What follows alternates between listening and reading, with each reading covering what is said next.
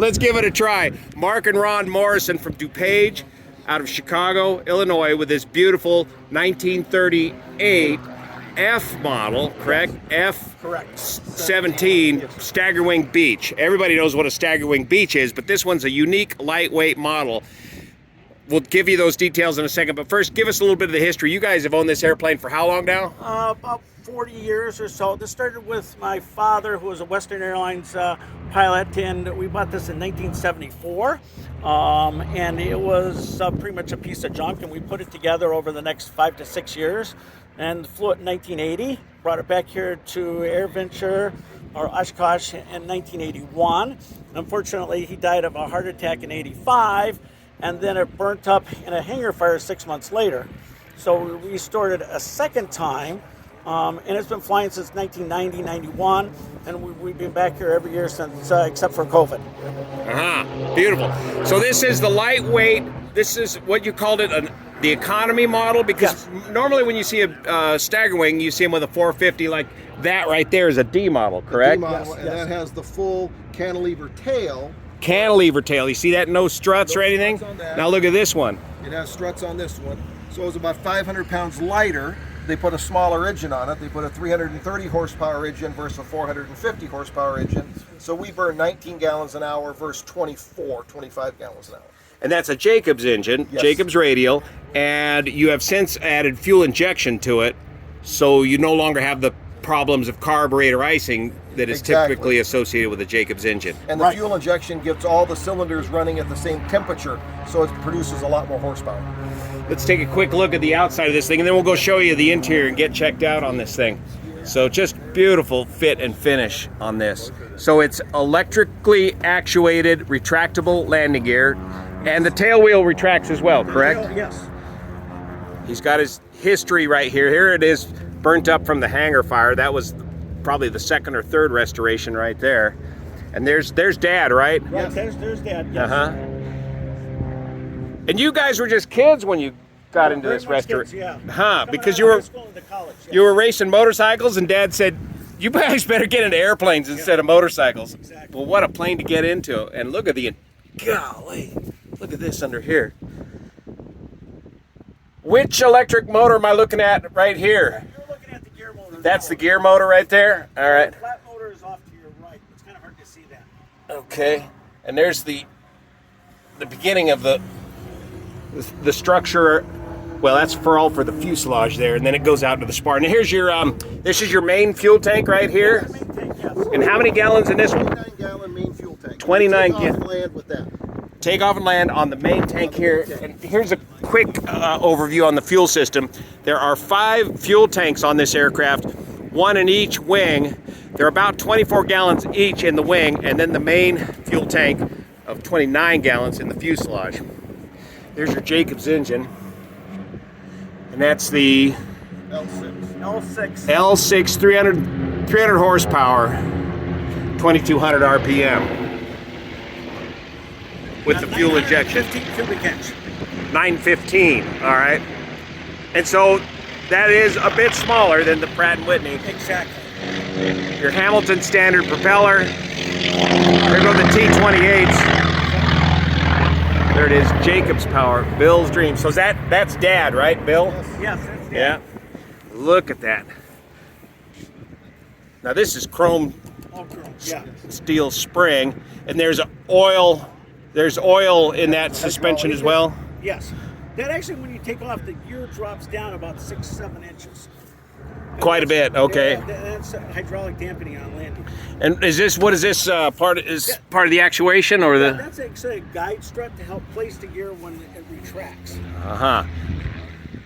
And you got hydraulic disc brakes, modernized brakes, I assume. Exactly. Those are the same that's off your 310. Okay, 310 brakes. Yeah, Cleveland 310 brakes. Here's one of the wing tanks located right here. Of course, all dope and fabric construction, wood wings, steel tube fuselage. So what makes the Staggerwing a Staggerwing is this Staggerwing, and it's called decollage, right? Right, yes. Which is a negative stagger where the top wing is behind the lower wing. And the idea is similar to a Rutan Canard design where, for safety, the I guess would be the rigging of the angle of attack of the angle of incidence of the two wings is such that that lower wing will stall before the upper wing. So when you guys are parading around in your parade of flight, you can kind of hang it on the edge a bit, because that lower wing is going to stall, but the upper wing will keep you airborne. So it'll give you a good indication of a stall. Otherwise, you're cruising along about how fast?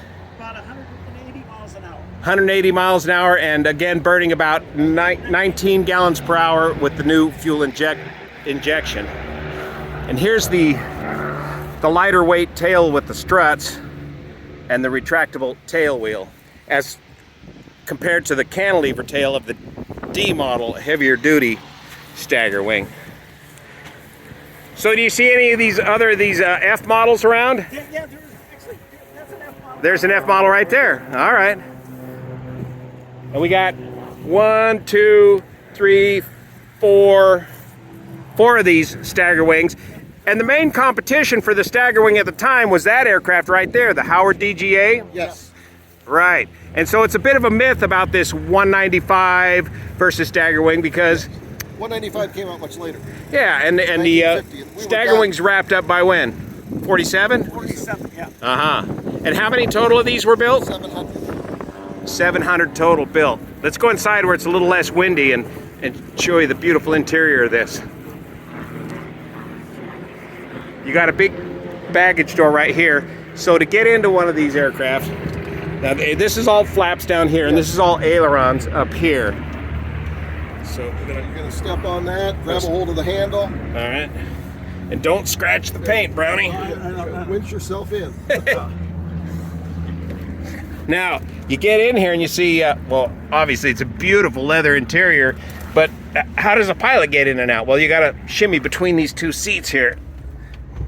So, I'm gonna sashay through here like that, and like that, and boom, you're in.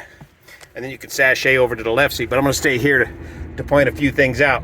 So first off, it's a cozy cockpit, and like all tail draggers, very limited over the nose visibility, but good visibility over here on the side. So you get used to typical tail dragger. On it, and that's, Look at the edge of the runway, and Yep. if the runway's going farther away, you're going away. You're going the opposite direction. So starting out, you got dual controls, and you only have toe brakes on the left side. Pretty typical configuration. Elevator trim right here. Rudder trim back here. No aileron trim. So let's go right into the fuel. The fuel management system here, because that is basically your aileron trim too. So 6-position fuel selector, off, lower left, lower right, upper right, lower right, and the fuselage tank, which is the main tank for takeoff and landing. So you take off on the fuselage tank, burn it for, what do you say, about, well, get up to cruise altitude, half an hour or so. Yes. And then select one of the, typically they like to fill up the lower wing tanks, and then run a half an hour off of one of the wing tanks, then switch over a half an hour on the other wing tank, keep the aileron trim balanced, and then go back to the original lower wing tank and continue that process till they're all burned up or you're at your destination. If you got to go a long distance, then you can start managing fuel out of the upper wing tanks, and that's all done by time, like on Harvey and anything else on these old airplanes. It's all done based on time. You're burning 19 gallons per hour. You got a 24-gallon fuel tank, so you know how long to burn it. And then you've got fuel gauges right here for the main tank, lower left and lower right, and the upper fuel tanks are just measured by time. Other than that, it's all pretty conventional. Now the flaps are electrically actuated here. The landing gear is electrically actuated right here. Your carb heat's right there. But since you're fuel injected now, that's not a big deal. In the Jacobs, that was a very big deal. You had to run with a Jacobs engine. And the 195 guys know this. You got to run with a little bit of carb heat and lean the mixture out to keep from getting carburetor ice. But now that it's fuel injected, that's taken care of. And you guys said it gets going a bit faster too. Right. like 15 miles an hour faster. but still burning 19 gallons per The hour. same fuel burn. And what kind of RPM do you like to loaf along at? Usually about 2,000 to 2,100. 2,000 RPM or so. Yeah. 21 inches the cruise. And say again, that cruise speed again was about Well, about 180 miles an hour. 180 miles an hour. Great. Not bad for 1938. Yeah, 1938. What a comfortable cruising machine down here. People. 5 people. Yeah, you got room. It's like the 310. You got room for 3 back here, plus baggage.